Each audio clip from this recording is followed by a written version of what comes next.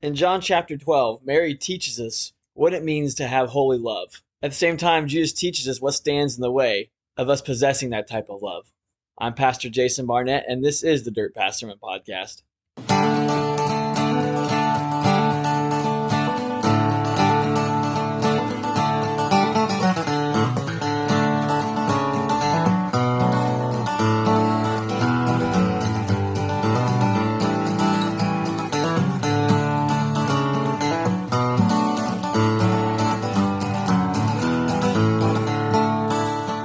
We are 5 weeks now into the season of Lent, the time of year when we as Christians reflect on the life, death, and resurrection of Jesus. And it's not that we shouldn't do those things all year round. Well, let's be honest, sometimes it's easy to get distracted by things happening in our lives and things going on in the world. So Lent is a time where we are recalling our focus as we journey with Jesus to the cross and the resurrection. And a lot of people during this time, when they fast, they give up something of cost to them. Not because they're putting on a show. They're doing it because they want to honor the Jesus that paid it all for them. That's why people fast during time.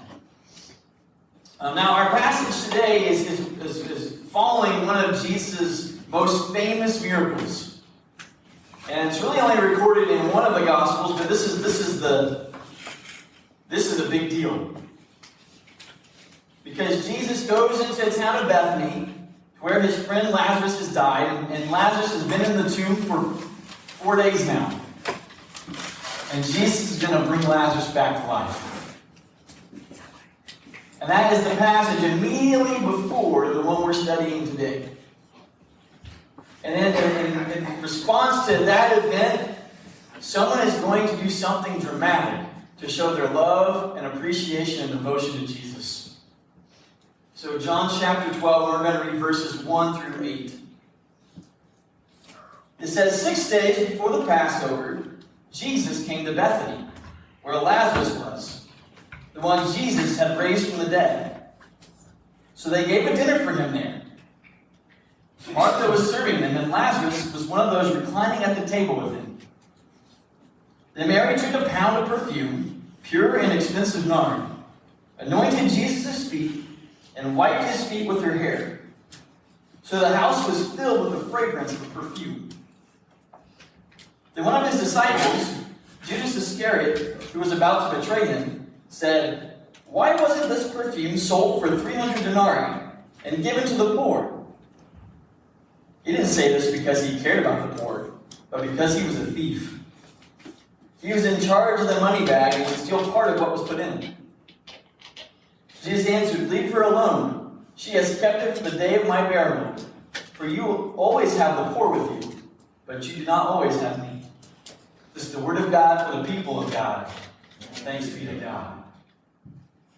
Now, our key verse today is very obvious in the text. It's very clearly verse 3. Verse 3 is Mary doing this extravagant act to demonstrate her love for Jesus. But before we can really dig in and figure out why that's important and how that applies to our lives, we have to understand first that Mary is there because they are throwing a dinner to honor Jesus. I mean, think about it. Her brother was dead just a short time ago, and now here he is reclining at the table with Jesus. If that's not a reason to celebrate, I don't know what is. Right? So they're celebrating, they're honoring Jesus with this dinner for that. And before we can really dig into Mary's act in verse 3, we're going to take a few minutes looking at the reaction of Judas and Jesus' reaction to Judas' reaction. Something like that. I hope I said it correctly, but it sounded good in my head, but it might not come out that way. All right. So let's look at this. So Mary, verse 3, she pours out the perfume, right? And Judas is going to respond. And how does Judas respond? Why wasn't this perfume sold? And at face value, it seems like Judas has a reasonable question, right? I mean, the text tells us that that could have been sold for 300 denarii. This nard, the oil that was used as perfume, was very expensive. It comes from a plant in India, so that means it had to be imported from India to Palestine. And this is before FedEx or UPS or any of those companies. They had to ship it there by very slow means. So shipping costs would have been a lot, on top of purchasing this expensive perfume by itself. So this was a very expensive thing. 300 denarii, that's equal, according to John MacArthur, that's equal to a year's worth of wages for the average worker in this time period. The average worker only made a denarii a day. So you count some time off for the Sabbath, maybe some other times off there for festivals. That leaves you about 300 days. So 300 denarii is about a year's worth of wages. So again, Judas' response seems good at face value. Think of all the poor people you could help. If you sold this perfume, had 300 denarii, you had enough to feed one person per day with that money.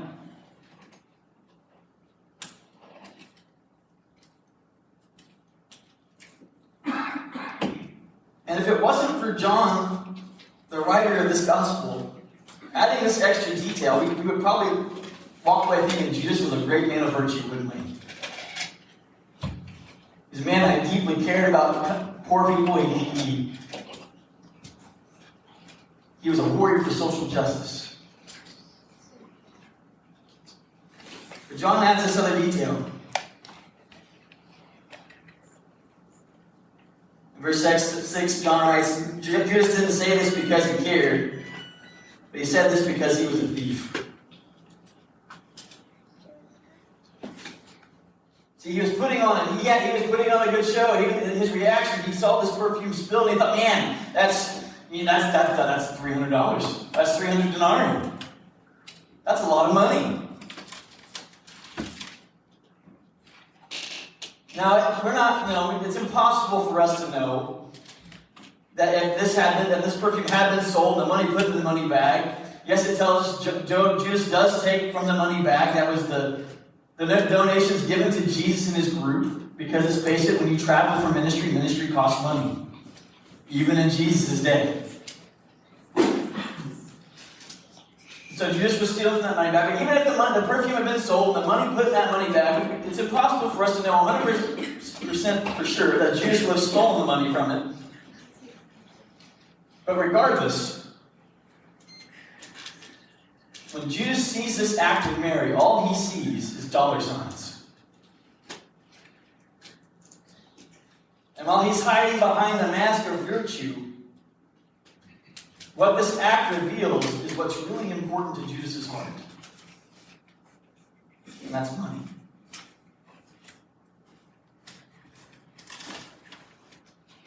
And because Judas had this love for money,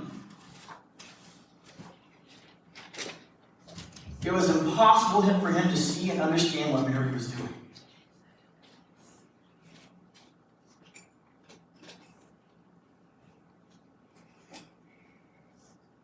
So while he's balking at the waste of this expensive perfume, without really fully realizing Judas is also balking at Mary's love for Jesus.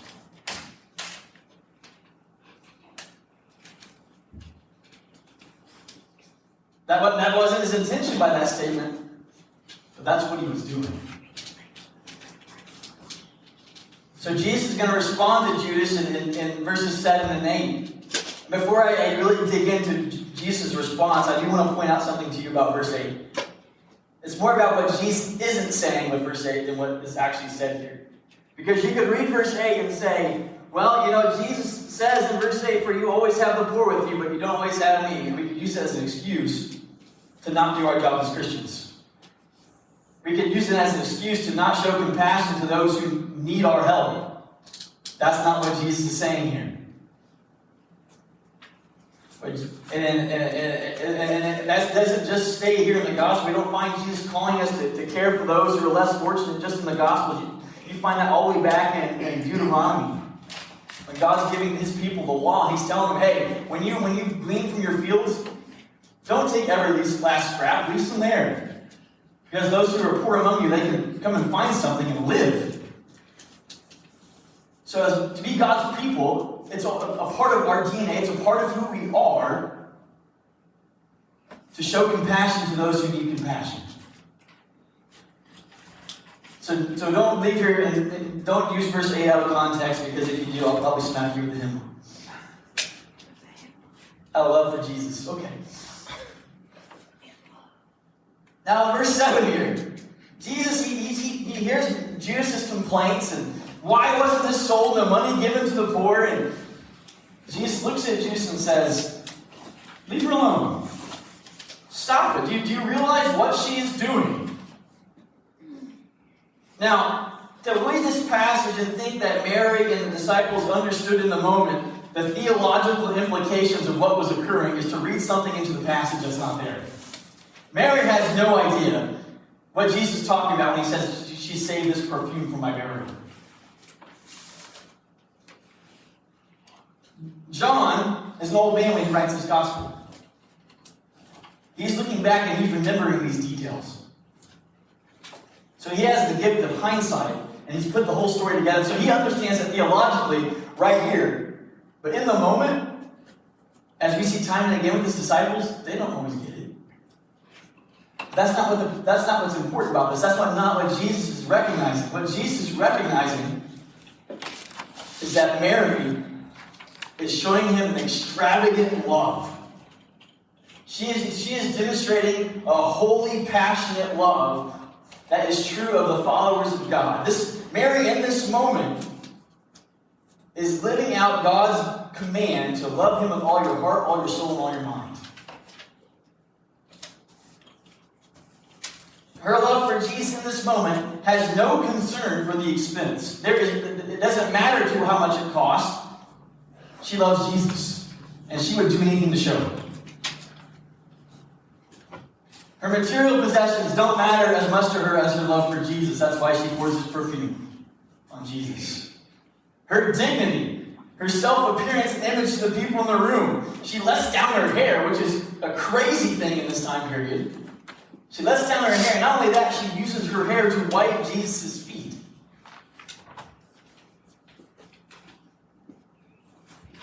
To Mary, this man who brought her dead brother back to life, who allowed her to sit at his feet and learn.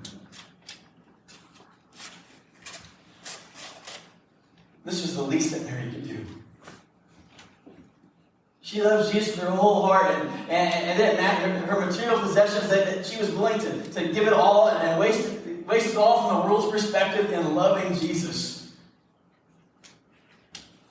Relationally, her relationships with the people in that room did not really matter to her as much as demonstrating her love for Jesus.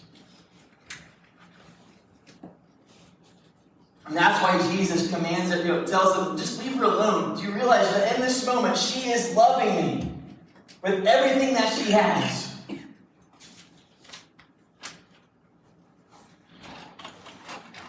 So let's look at verse 3. Then Mary took a pound of perfume, pure and expensive nard, anointed Jesus' feet, and wiped his feet with her hair, so the whole house was filled with the fragrance of the perfume. Mary, in this moment, demonstrates extravagant love. Another way to put this is holy love. If you read in 1 Corinthians 13, right, Paul is going to define what love is for us. That's not our human understanding of what love is. This is the love of the Holy Spirit, the love that God has for you and I. Paul defines it. And that's the love that God is calling us to. Mary is our example.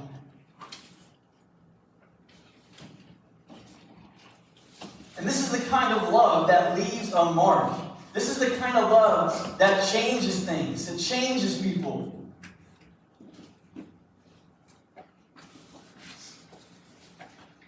That's what it says in verse 3 at the end of it. It says, the house was filled with the fragrance of the perfume. Think about it. To me, this is kind of a neat connection. If you look back in John chapter 11, when Lazarus has died, right, Jesus goes to the tomb. And he tells him to roll the stone away. What was Martha's objection? It smells. It stinks. Why are you moving? It's going to smell like death. And just a short time from that incident to this point right here, this family moves from the stench of death being over their household to being the fragrance of extravagant love displayed by Mary.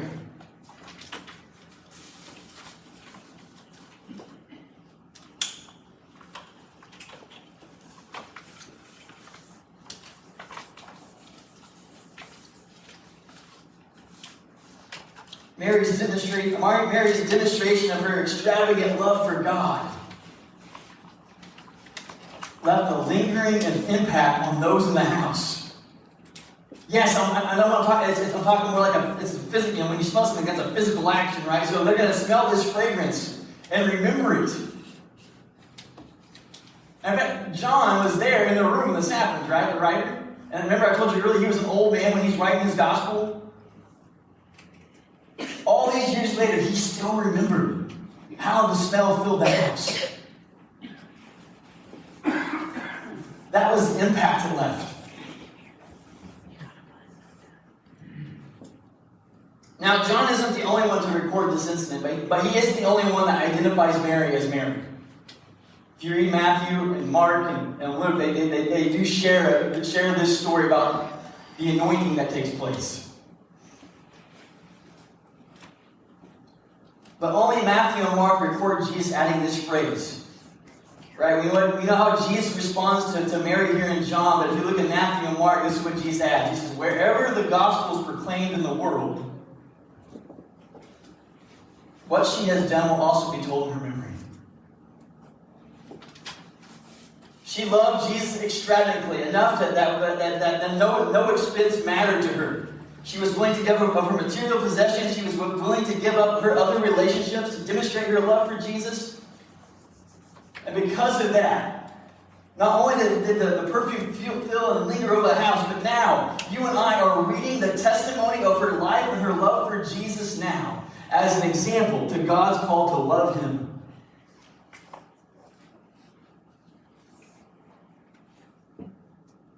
Mary's demonstration has forever been preserved as a testimony to the world. Holy love leaves a legacy. Now, what does that have to do with you and me?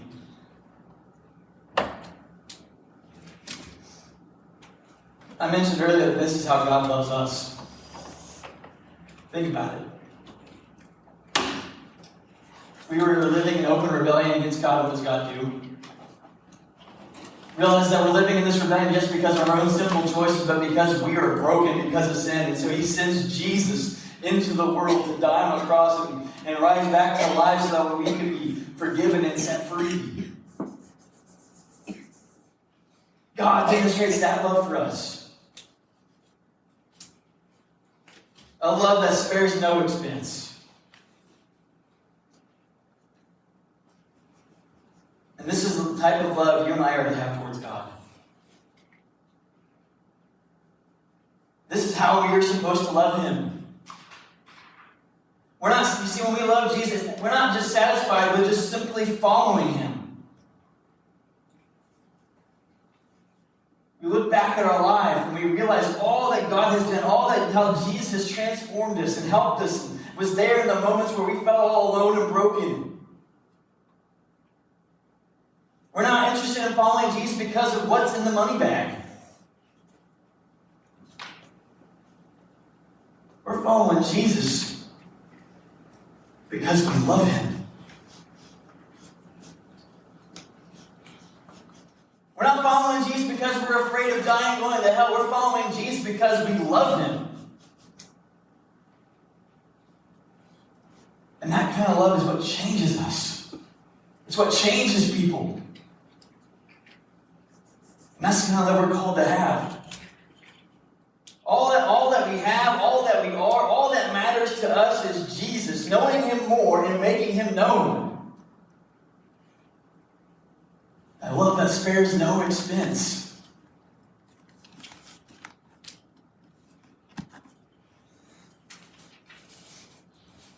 Now here's the kicker. We know what Jesus, when He gives the greatest commandment, it's love the Lord your God with all your heart, all your soul, and mind. We know that. that command too, right? Boiled down real simple, because I can't remember the quote like I just did the other one. Just love God and love others. Love God and love others. Those are the two greatest commandments. And really, if you want to understand what that word, again, it's not our definition of love. It's not our word for love. Where I love pizza. I love the Colts sometimes. No, it's this pure, holy love that Paul defines for us in 1 Corinthians 13. The kind of love that God has demonstrated for us, we're supposed to display back to the God who made us and died for us.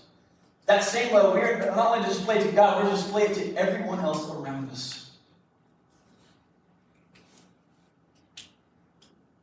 See, not only does holy love spare no expense, but it also seeks it out for others and in others.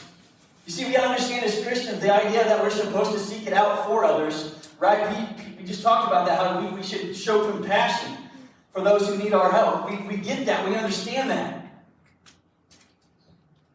But holy love does more than just do good things. What holiness does, and a professor at Kentucky Mountain Bible College put it the best way. I can't remember the professor's name. He put it this way. Holiness, holy love, thinks the best about others.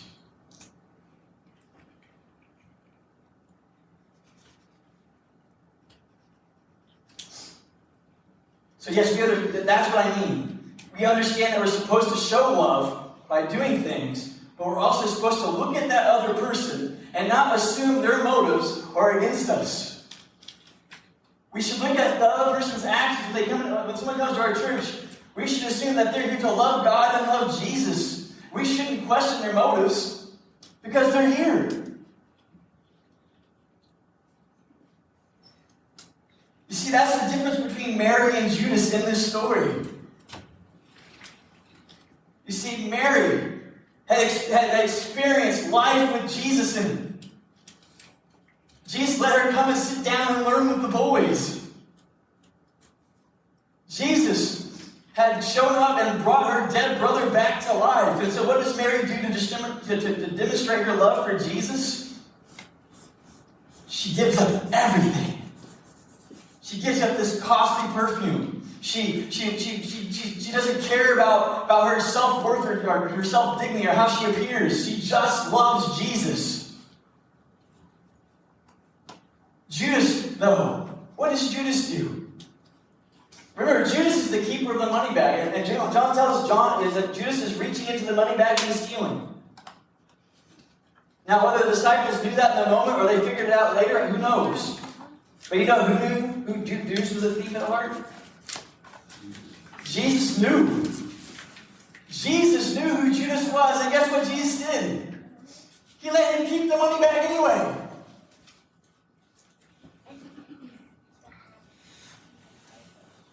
He didn't tempt Judas to steal from the money bag. He didn't put it there as a test for Judas. No, Jesus believed in Judas that Judas could make the right decision, deny himself, and love Jesus enough to simply follow him.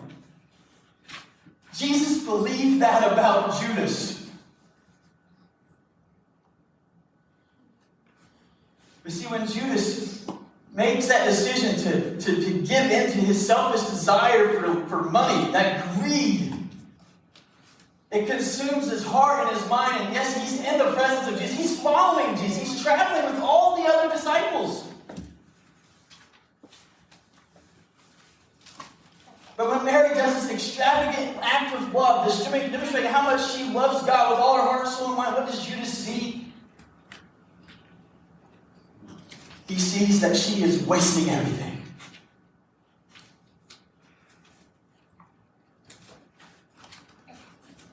His heart was confused. His heart was broken. His thinking was broken to the point where he could not see somebody else that loved God and loved God differently than him. And the holy love that God is calling us to, the holy love that God displays towards us, is the same love that we're supposed to not just have towards God, but we're supposed to display that love to everybody else we come in contact with. And not only does that mean we're seeking out to do good in their life, but when we look at them, we believe that God is using them. We believe that God is transforming them, even if it looks messier and different than what we think it should be.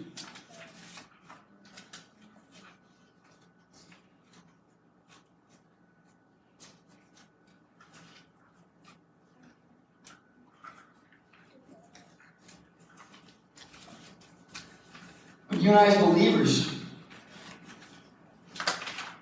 are watching one another and looking at each other. It's so easy to look at and put motives into their lives that aren't there.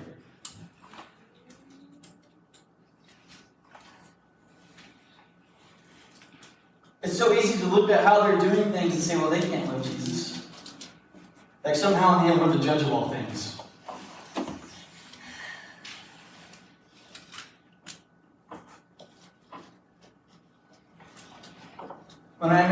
Maybe what we need to redo is retrain our brains to say, you know what, that looks different than the way I would do it. Or perhaps that person is loving Jesus the way they can.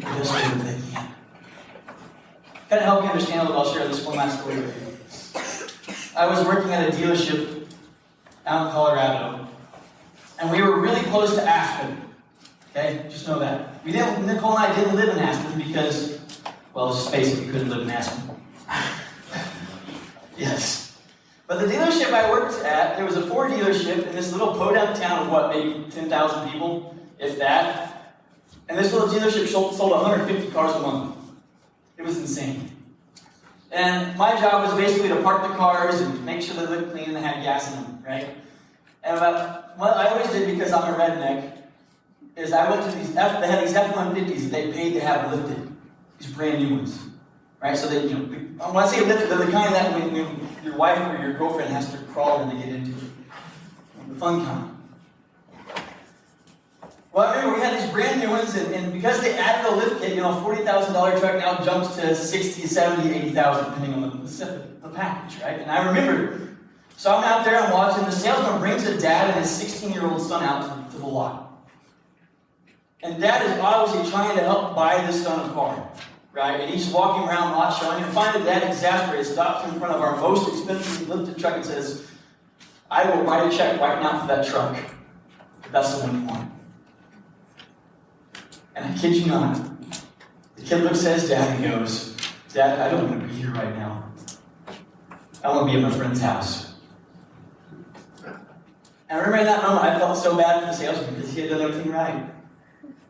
He had the right car, the right guy with the checkbook. All he had to do was get the kid convinced, but the kid wasn't interested because the kid didn't want to be there.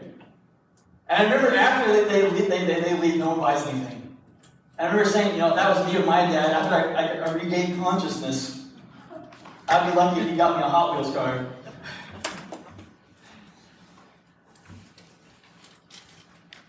And I remember we sat around in our little sales group and we were, talking about what went wrong? Get the truck and you can take your friend anywhere you want to go. We just couldn't fathom it. But as time has passed by, I look back at that moment now, and some questions began to pop up in my mind. Yeah, that dad was there to buy that kid his truck, but where was dad at the rest of the time? Was this dad actually there and invested in this kid's life, or did he just show up when the kid needed something with his checkbook open, ready to buy him whatever he wanted?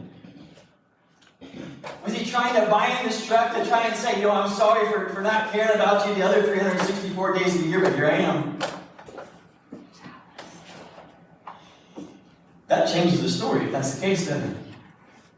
That kid doesn't look so crazy in that moment.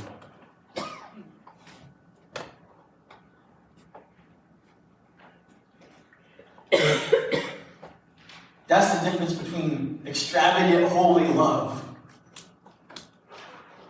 and being focused on ourselves. That's how you begin to see the world differently when you allow the Holy Spirit to remove the scales from your eyes and you begin to see the world how Jesus sees the world.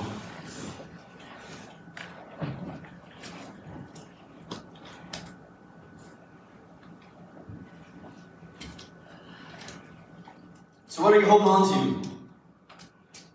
What's your expensive perfume that you're saying, Jesus, I would give you this, I would let go of it, but it's just too expensive? Jesus, I love you and I want to follow you, but I'm not willing to give that up. I'm not willing to turn that over to you.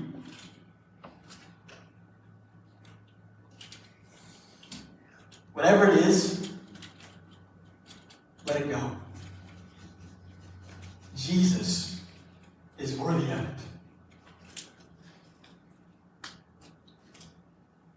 Jesus is worthy of that thing you're saying, you can't have this, Jesus, not that. But Jesus is worthy of it. Let it go.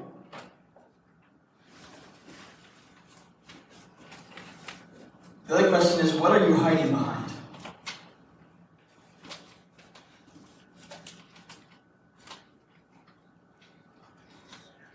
You may be looking at all these other things, all these other people, and being upset about how they're doing, but all that is doing is acting as a mask.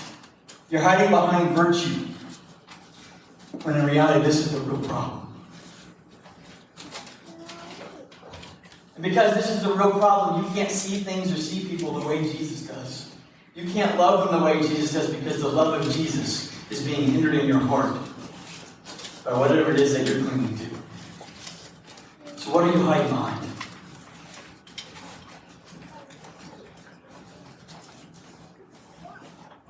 Step out from behind it.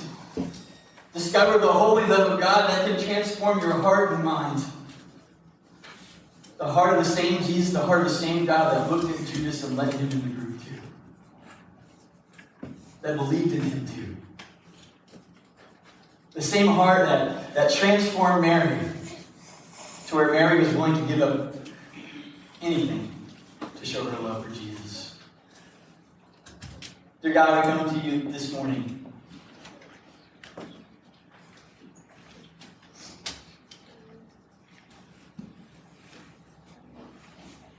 Open and honest. God, we can come before you and we can lie to ourselves. We can try and deny the things that we're holding on to, the things that we're hiding behind. But God, we know there's no sense in it. Because we both know the truth.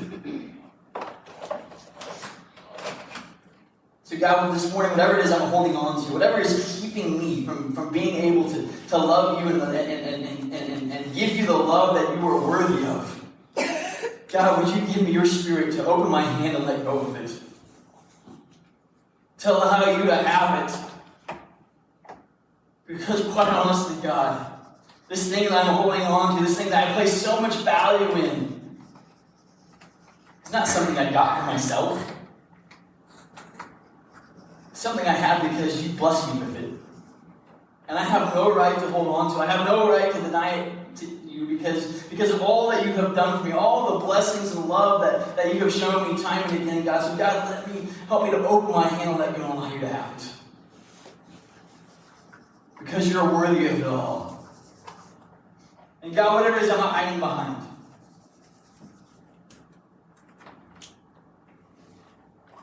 God, would you purify my motives? Would you search my heart and my mind and find that wicked way in me that is inhibiting me and keeping me from loving you and loving the others that you've placed around me? Would you remove whatever it is that's keeping me from seeing them the way that you see them, God? Because, God, you love them, and I want to love them just like you do. Because, God, it's love that leaves the lasting mark. It's love that changes things.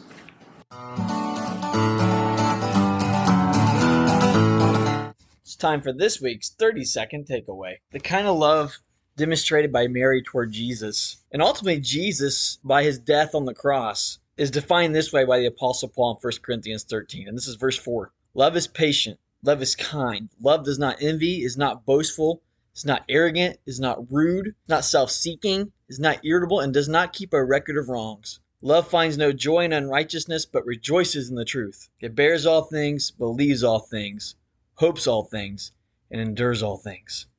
This is how we are called to love God and love others. Until next time.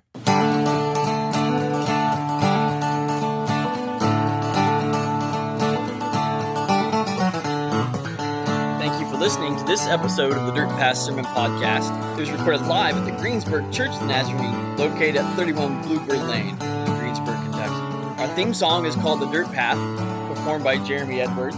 If you would like to share a word of testimony with us or what God's been doing in your life, you can reach us at P.O. Box 215, Greensburg, Kentucky, zip code 42743. Or you can also find us at www.gbergnaz.com on the Greensburg Church Nazarene Facebook page or the Dirt Path Facebook page.